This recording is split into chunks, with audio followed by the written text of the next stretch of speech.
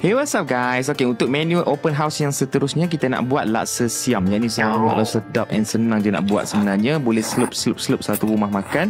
Okay, cara dia korang ambil 1 kilo ikan kembung, korang rebuskan dengan 2 asam keping. Okay, rebus sampai ikan tu masak, boleh bawa keluar. Air rebusan tu jangan buang. Kita nak guna lepas ni untuk blend. Okay, untuk ikan tadi pula, korang tunggu sejuk and then korang asingkan. Kita ambil isi dia dahulu. Tulang letak tepi, ambil isi sahaja. And then korang blendkan dengan air rebusan tadi sampai dia lumat macam ni. Boleh letakkan kat tepi dulu. Kemudian tulang yang lebih tadi pula dengan kepala ikan tu korang blend juga dengan air rebusan tadi. Cuma yang ni korang kena tapis sebab dalam tu banyak duri-duri tajam, tak elok tertelan nanti. Ok, next korang ambil 2 bawang merah, 3 batang serai, halia sebesar ibu jari, lengkuas sebesar ibu jari, 2 ketul kunyit hidup, 6 ulas bawang putih, 12 cili padi dengan seketul kecil belacan yang dibakar. Okay, lepas tu kita blend. Lepas tu letak dalam periuk, tak perlu minyak.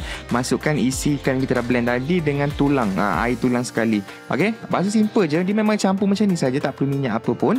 Lepas tu bila mendidih, masukkan 3 kotak kecil santan yang dia korang tambah 4 helai daun limau purut dengan 2 asam keping. And then nak bagi kuning sikit lagi cantik, tambahkan serbuk kunyit sikit lagi. Lepas tu tambahlah kita punya seasoning, garam, gula, serbuk perasa semuanya. And then bila nak siap masak, tambahkan daun selasih Thai ataupun Thai basil. Kalau tak jumpa juga tak apalah, it's okay, boleh skip saja. Lepas tu gunakan laksa. Ini KA dalam paket, senang. Lepas tu celurkan laksa tu, tuang kita punya kuah, letak topping toge, timun, bunga kanta, apa yang korang suka. Itu saja. Sangatlah sedap and senang korang boleh buat untuk open house raya dengan family nanti.